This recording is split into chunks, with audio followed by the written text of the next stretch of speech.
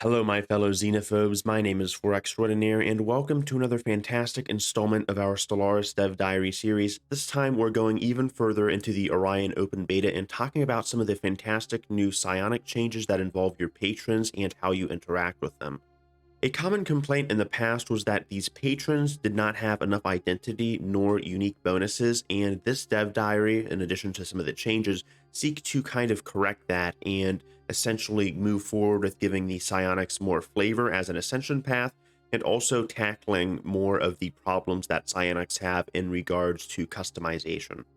For those of you that don't play psionics too much but are interested in getting into them with this patch and the changes it brings, filthy casuals, you have a lot of options here because now you have a patron to help you purge through the shroud, or break through it, I guess would be the more correct term, because it really is like a dark web. You are accessing these deep secrets, but you may get your organs harvested if you take the wrong deal from who knows where. Some guy in Kansas could show up to your shroud beacon and absolutely murk you.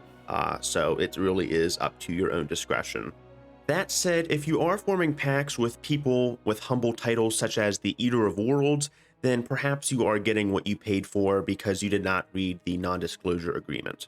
So in going through these different processes, you can either go it alone, you can go forward with making an initial pact with the patron and then renounce it, or you can fully go through all the way with your patron and level up your relationship, kind of like a dating sim. Either way, it is a very different process compared to some of the other ascension paths like the bionic or synthetic ascension paths, where you are augmenting your body. Here you are augmenting your mind, and with that you are buffing your pops and your planet production, not just your military capacity or your trait selection. To fit with the whole spiritualist theme, because they are the ethos that really has the most attraction to the psionic origin and its various pathways, you can eventually build a sanctum, or essentially a temple or shrine to this entity, and that further strengthens your bond and the rewards that the entity gives you.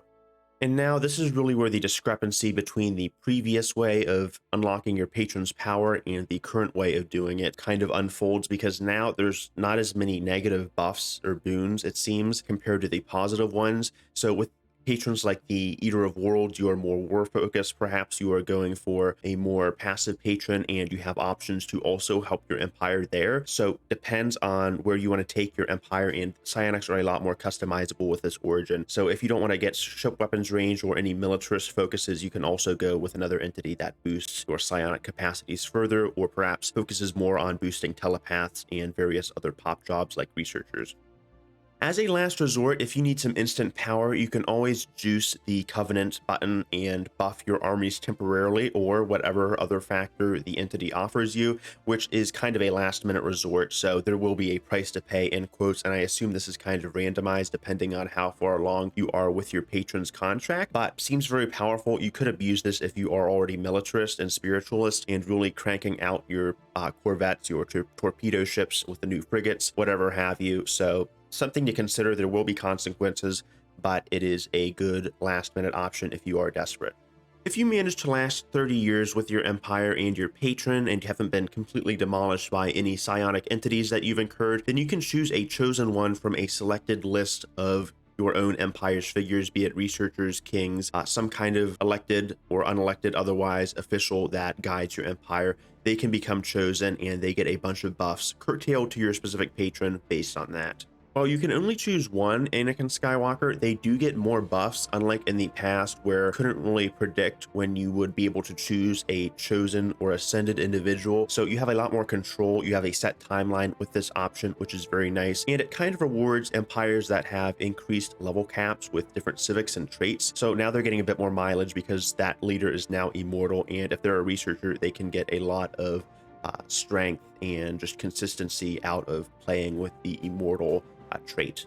Finally, to sweeten the deal, you will be able to have a tramp stamp on your empire, or the mark of the Eater in regards to this specific patron. He is really getting a lot of spotlight here, so I assume this is the dev's favorite one. Very military oriented, which tells a lot about the devs Either way, you get a Mark of the Eater here, and that is going to give you buffs to orbital bombardment damage, and it is kind of placed onto your ships, it seems. So this is really an alternative to the supplements you can give to your ships, like with the energy boosters or the crystal armor. In this case, I believe it is also considered the A armor tier category. So with this, depending on your patron, you get a lot of buffs to your ships, and that is very useful if you are militarily focused.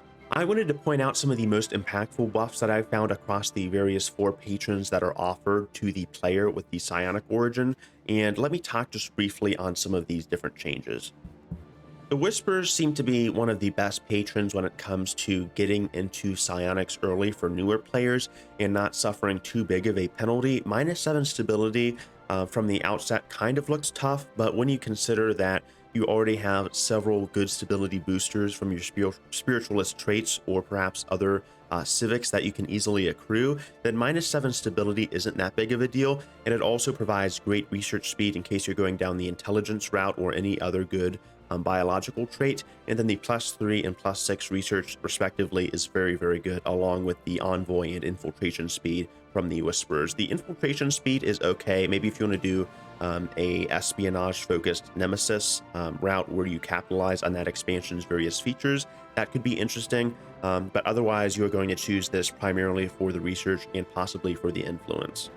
Composer of Strains is kind of icky because it has a very costly -1 trait picks, but in comparison to that, you get some immediate pop growth speed, which is very good if you kind of gift yourself early on with slow breeders. So if you want to go ahead and Zerg Rush, maybe you are going forward with something similar to what the Hive Minds do, where they pump out a lot of drones from the start, then you can do that by all means with this, and then you get increased habitability. So this is for a very much wide focused empire with the Composer of Strands. Eater of Worlds we kind of already covered. They are dedicated towards doing a lot of damage and being constantly at war. The Vikings, if you will, of the Shroud.